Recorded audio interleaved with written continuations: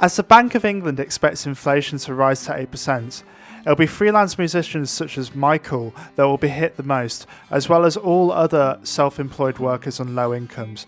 I spoke to Michael about how the cost of living crisis affects him.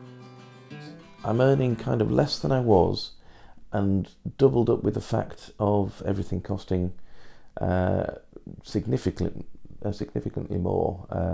Petrol, fuel in general, food, everything's going up. I'm kind of earning less than I was anyway, on top of the earning less than I was. So it's a real term loss as well as a fiscal loss. I have to work twice as hard to earn what I did before, which still isn't paying the bills, or I've had to cut back. And I mean, as you can see, this isn't exactly Castle Howard. It's a tiny little flat. It's lovely, don't get me wrong, it's nice. I out here much, I try and get out as much as possible, but it does mean I haven't, I've everything's turned off at the moment.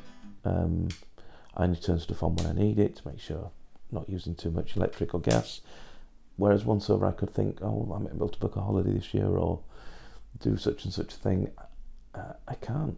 I realistically sort of have to go, well, if I've earned an extra bit of money this week, that I've got to keep that for next week, because I know that there'll be a drop somewhere. Either a student drops out, illness, especially with COVID going around, that's happening a lot. Even venues have sort of cancelled because they haven't had the staff.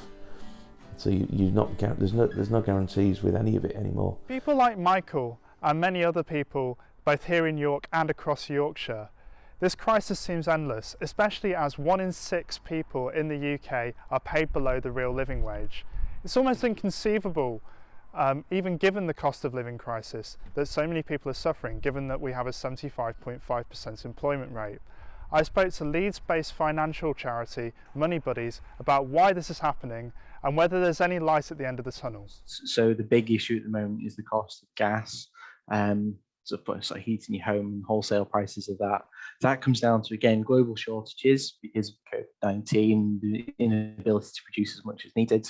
But you've also got the war in Ukraine and trying to avoid sort of Russian import issues there. That means that cost is more expensive for the organisations that buy them in, so British Gas, SSE, Scottish Power, etc.